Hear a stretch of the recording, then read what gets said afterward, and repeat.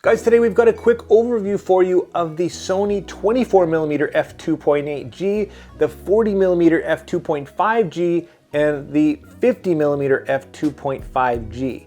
Kind of weird with the apertures in these guys. This one is kind of normal, 2.8, you've heard of that before, but have you seen lenses this small? These things are incredibly tiny. They're bite-sized, they're incredible. And this is with the lens hood on. If you take the lens hood off, they are literally just a few inches long and they weigh pretty much nothing. They're very compact. So for traveling, for video shooters, these things are gonna be an absolute dream. And Sony's done a great job at packing the G quality that you'd expect into all three of these lenses. Now for me, the 40 and the 50 are very close in focal range, so I wouldn't really see a need to own both of those, but you could absolutely pick up one of these two and then the 24 and be covered in a lot of instances.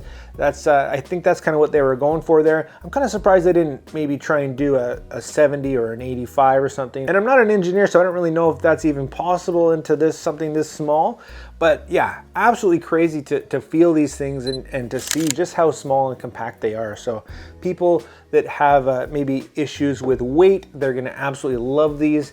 And the quality, again, that you get out of them, the autofocus is great, it's snappy, it's silent. In terms of, you know, optics, they're great. They're not perfect, of course, and you can't expect perfection. In terms of value, the lenses themselves are a little bit pricey, but again, anything Sony is usually worth every penny, and honestly, these are no exception. They're a little bit pricier than maybe I was expecting, but what hasn't gone up in price the last few years? And I think these really are a really niche lens, more tailored toward video shooters, but absolutely capable in terms of photography as well. I think just a phenomenally shocking size and weight, and just a lot packed into a very small lens. So great job, Sony. Love to see it.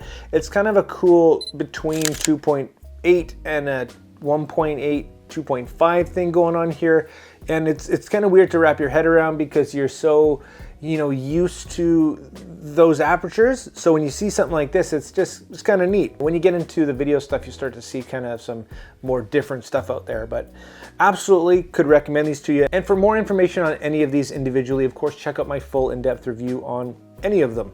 I hope you like this video, guys. If you found it helpful and you want to see more just like it, make sure you hit that like and subscribe button. Join the community. If you did want to pick up any of these lenses, make sure you check out the affiliate links down in the description. And like always, make mistakes, be yourself, and get out there and take some more pictures. See you next time.